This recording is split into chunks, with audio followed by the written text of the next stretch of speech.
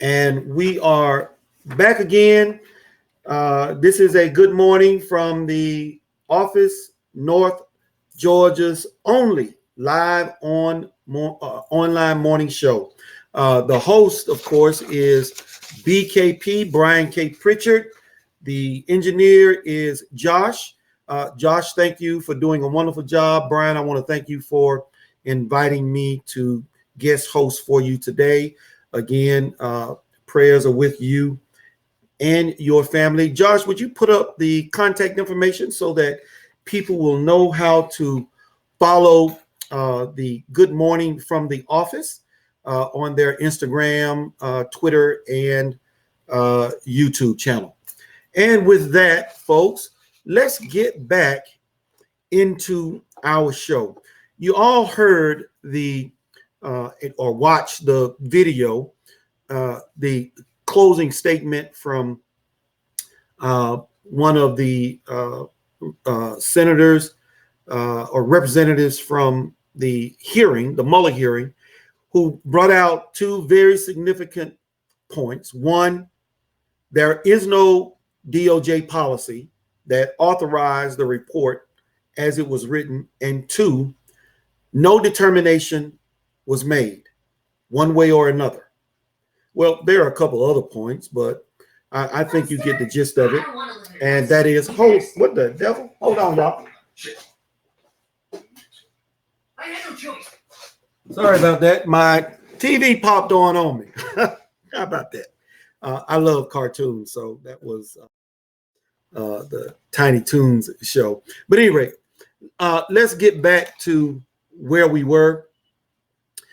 What I want to pull up for you now is some of the analysis. If you could put up image number 4 for me, Josh, I would appreciate it so that everybody can see that. This is from Mark Meadows. And Mark Meadows basically said, Mueller still struggling to answer even basic questions. He can't accurately remember facts, evidence, or even his own conclusion. Now, that was rather odd because we're trying to figure out, where is Mueller coming from? Did he even write the report? It's obvious, painfully obvious, that he didn't, because people constantly had to ask him about items in the report, which he just seemed to be lost. And I'm gonna be honest with you, I felt sorry for the man. Honestly, I did. One other thing about this this whole hearing that was odd was there was an analysis done by CNN and MSNBC. Now, I don't typically watch them, but as I was scanning through my news feed, I think they decided to bite the bullet on this particular instance. And they wrote, if Democrats hoped this would be a seminal moment, they will apparently leave sorely disappointed, in large part because their star witness was no star. Mueller spoke haltingly, seemed not to remember key details, and tripped over himself when members weren't even trying to trip him up. Now, this is MSN. CNN put out similar analysis of this. Now, understand, they are in the tank for liberals every day, all day, 7 days a week, 24 hours a day, 365 days a year. They are never in the tank for Donald Trump. And what they were hoping, Democrats, that is, what they were hoping would come out of this was that Mueller would reveal something so damning that it would give fuel to the fire for the Democrats to move forward with impeachment and a conviction in the Senate. That's what they wanted. But they didn't get it. And MSN and CNN even acknowledged that. Here is a couple of other things. Put up image. Well, nowhere. I'll just read this. Democrats didn't make much progress. This exchange with Representative Ted Lieu, a Democrat from California, in the judiciary session had plenty of Trump opponents excited. The reason, again, that you did not indict Donald Trump because of OLC opinion, you cannot indict a sitting president, correct? Mueller said that is correct. Some felt Mueller had made the big news. Now, they thought this was going to be the smoking gun. They thought that the only reason Trump was not indicted is because of this, the smoking gun, that being Donald Trump was a sitting president. Then they go on, Robert Mueller just reaffirmed in response to questioning Representative Ted Lieu that the only reason he declined to indict Donald Trump was because of the Office of Legal Counsel, OLC, opinion stating that a sitting president cannot be indicted. And of course, they thought they had Trump. But if you stuck around for the second hearing, Mueller was quick to go in and correct them. Now, you walk through those three prongs, trying to lead everybody to think that Donald Trump was guilty. And I'm paraphrasing what Mueller said.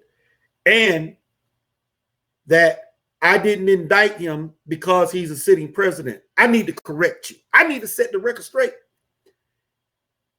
That's what you said. You know what? That reminds me when Pontius Pilate was questioning Jesus Christ. He said, you know, you're a king, you're king of the Jews. And Jesus said, that's what you said. You know, you said that. I didn't say that. So Mueller pulled a Jesus Christ move on him. You said that. I didn't say one way or another whether or not I would have made a determination to exonerate or to prosecute. I said no such thing. You said that. And of course, that dashed their hopes. But you know what? It's not going to change those that are hell-bent on trying to convince the people that Donald Trump did something that Donald Trump ain't had no business doing. They are still going to push the narrative. Finishing up with what they said, but it wasn't to be. See, I told you, they thought that was a smoking, but it wasn't to be. At the start of the second hearing, Mueller offered a correction. He was simply saying they made no conclusion because of the OLC opinion. Get this. It's a good point. Not that he would have Trump otherwise. Not that he would have charged Trump otherwise.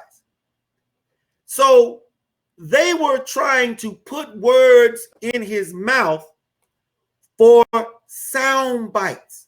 They don't care about the truth. They go on to say the correction underscored the fact that the Democrats simply weren't getting the moment they desired from Mueller.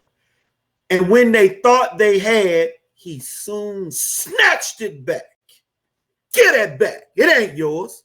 You're not putting that on me. And this is what makes the Democrats look like fools to people like you and I, because guess what? We pay attention.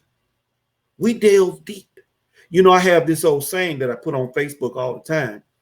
Seek first to understand, then to be understood. Because when you don't seek first to understand, all you've got is misunderstanding. And you take that misunderstanding and put it forth to others. And at the end of the day, nobody knew what the heck you were talking about. That's why take time to understand. You know, it was a song that Al Green put out a long time ago. And I don't remember the name of the song. This may have been the name of the song. And it may not have been Al Green. It might have been O.V. Wright. One of those old school cats that my father and mother used to listen to. But the song was called Take Time to Know Her. Take time to know her. Seek first to understand. All right. So the point of it is, when we don't try to find out all there is about a thing, and we only go with the little headlines, and nothing drives me even more crazier than when a person will read a headline and think that they have understanding about that, and then they go to commenting out of ignorance. It irritates me to no end. And when I go back and forth with people after one or two times, I tell them, I'm not pushing water uphill without a bucket. Imagine that, because that's what it is. When people don't want to know, they aren't going to know. They aren't going to get it because they don't want to. I have a friend on Facebook. His name is Hank Sullivan. Hey, how you doing, Hank? I hope you got a chance to tune in. Hank is one of the kindest people that I know. Very detail oriented. He will take a situation, delve deep into it. I mean, all up in it, okay? Pull out each blade of grass, analyze them, and then we'll take time to show you how the pieces fit together. He'll even go back and forth with you. He's a greater man than I, because I refuse to do it. I just won't do it. And so when I run into somebody that I think might benefit from the added, I always reach into my kitchen cabinet and I pull out Hank. I say, Hank, can you help him? Because, you know, my patience have worn thin. You know, I'll try and give it to you, but you know, I don't want to battle with people who aren't interested in the truth. But Hank is of a different spirit. He will strive with you so that you can get it, because he believes that at the outset, everybody wants the truth. Hank, I don't think, can imagine nobody doesn't want the truth. I guess maybe I'm just a little more cynical because of my life experiences. But I appreciate the fact that Hank does that, because every time he does, I find something out that I didn't know, because I might not go and get all of the blades of grass, but I get into it deep enough to understand what it is I'm talking about. And I'm a guy who focuses on context. Context is very important to me. So anyway, I've said enough about that. Let's move on. A few more points as the above shows, Democrats generally got Mueller only to restate findings from his report. That was true when Mueller said the president was not exculpated the acts he allegedly committed. And when he said Trump could still be charged once he was out of office, neither was new, despite efforts to play them up as big statements. But they were not. Democrats did not get the big sound bites from the that they thought they would get. And because of that, they will go down in history with people like me as being confirmed liars. And the one big thing that Trump gave America that I had not seen a politician do, because people used to always say to me, well, you always want to be on the good side of the media. You never want to make the media mad. And I always wondered, why not? If they are liars, why not? When I ran for office, a story that I was trying to use Johnny Isaacson's illness to raise money. A lie from hell. And they even added the article or the flyer that I had distributed to donors and potential donors. And if a person, remember what I said about the headline? If a person had taken the time to read the letter, they would have realized that I did no such thing. But what does the media count on all the time? That people will read the headline, and that is as far as they will go. That's as far as they will go. And you know, what can you say about that?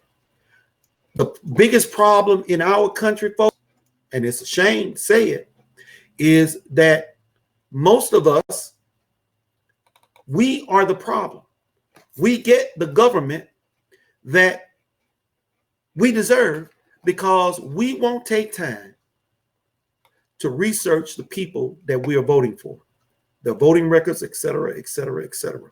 And I have often said, people in the Republican Party that supports rhinos, and I hope this doesn't get me in trouble, rhinos like Johnny Isakson and David Perdue, their voting records are abysmal. There's a site I'm always posting.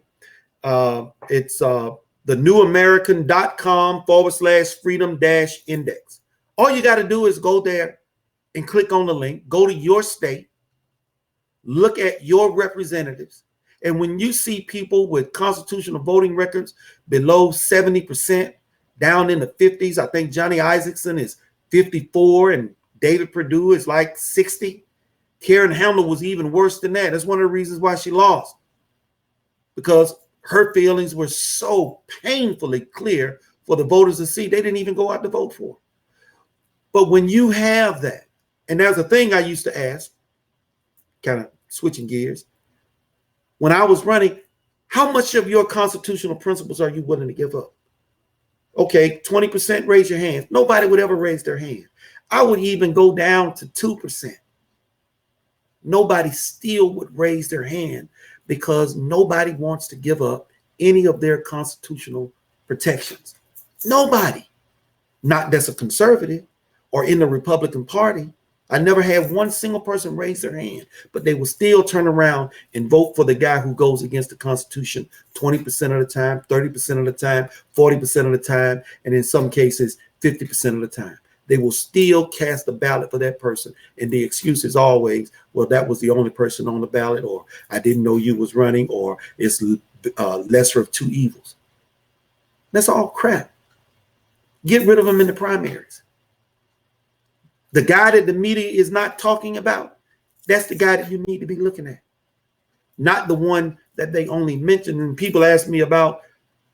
Anyway, let me get back to the Mueller hearing. And this is going to be the last point that I'm going to cover. So we all know that Democrats have been trying to get rid of Donald Trump through the legislative process. Impeachment, and then, of course, going to the Senate. Now, understand something, because I used to have to tell people, please don't be upset about it. Please don't be scared. Please don't worry about it. And I'm going to tell you why. Again, this is about the 2020 election. As much negative news as they can get for Donald Trump, even lies, that is the objective for the voter turnout in 2020. It's the only thing they care about. Understand that. Most of what you see happening in Washington, D.C. is theater, okay? Meaning it's for a show. Like when Ted Cruz did his story time reading, okay, to make news. He already knew that they weren't going to repeal Obamacare. Already knew. If the infestation of the GOP wasn't as bad as it was, Obamacare would have been repealed a long time ago. But they don't want to fix it. Okay. They haven't wanted to fix illegal immigration. Under Bush, had the House and the Senate and the White House, of course. They could have fixed those things. They didn't want to. All right. When Trump first got elected, now understand something. Trump only signs the legislation or vetoes it or lobbies for it, which he has done all of that in trying to get them to keep their promises. But nothing has happened. They could have done something about Obamacare. They could have repealed it when he first got elected. But then, of course, they will always come up with some excuse. Always.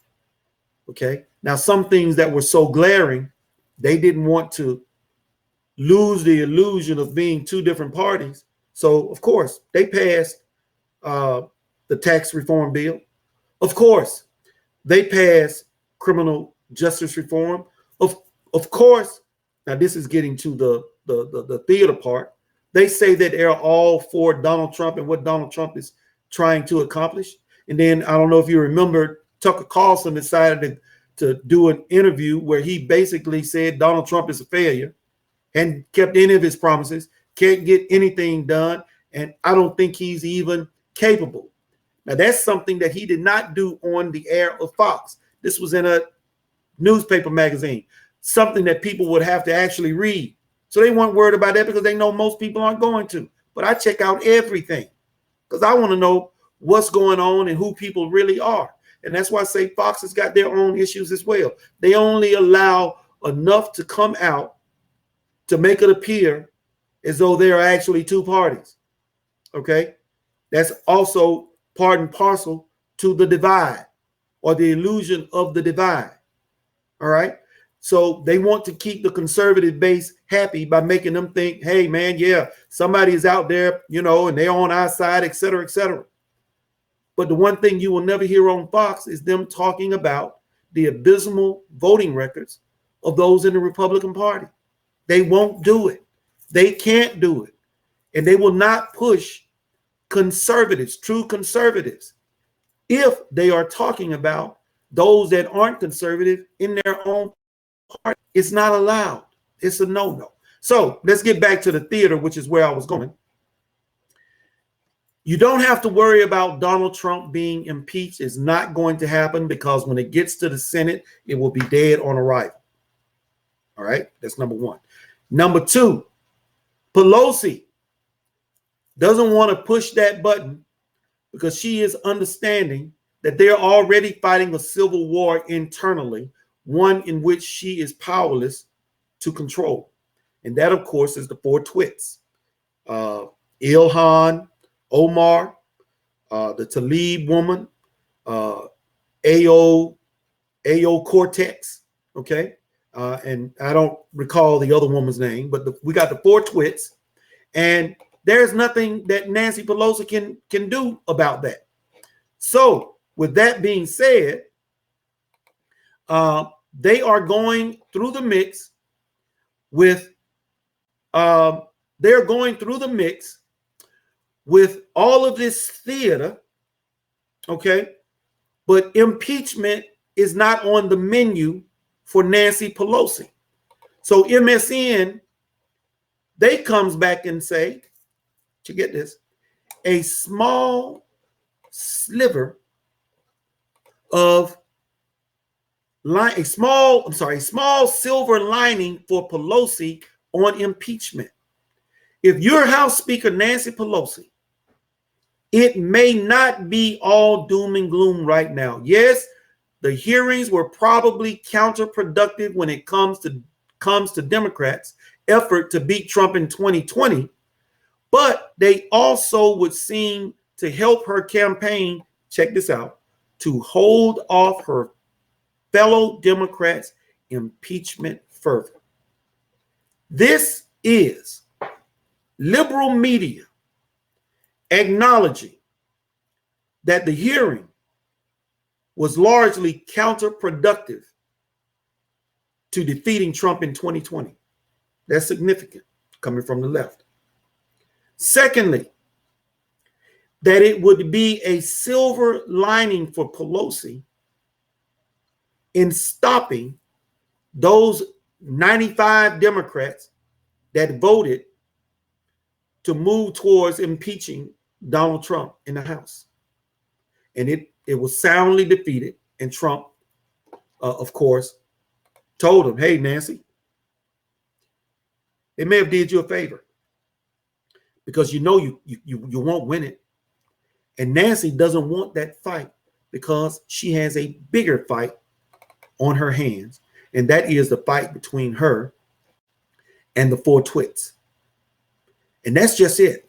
And the final and most significant point of the Mueller hearing, and then we're going to move on to some other things, and I think we'll take a break after that. I want to read this. There have been conspiracy theories that Attorney General William P. Barr might have shut down Mueller's probe in some way, but Mueller dispatched with them. And the question asked was, at any time in the investigation, was your investigation curtailed or stopped or hindered? Representative Doug Collins asked, and the answer was just plain and simple, to the point. No. No. Collins' question covered pretty much anything that could be understood as Barr reining in the investigation, so that should put this one to bed. You understand? So, folks, they got a big nothing burger, and the theater that they were hoping to put on was a failure. It is acknowledged by liberal media that Mueller gave them nothing to help defeat Trump or to help impeach Trump in the House. And even if they did impeach Trump in the House, it would fail in the Senate. So put your hearts to rest, put your hearts at ease. You don't have to worry about that at all. Let's take a break, and we will be right back and go into our final 2 segments of the show. Hang tight. Josh, let's take a break.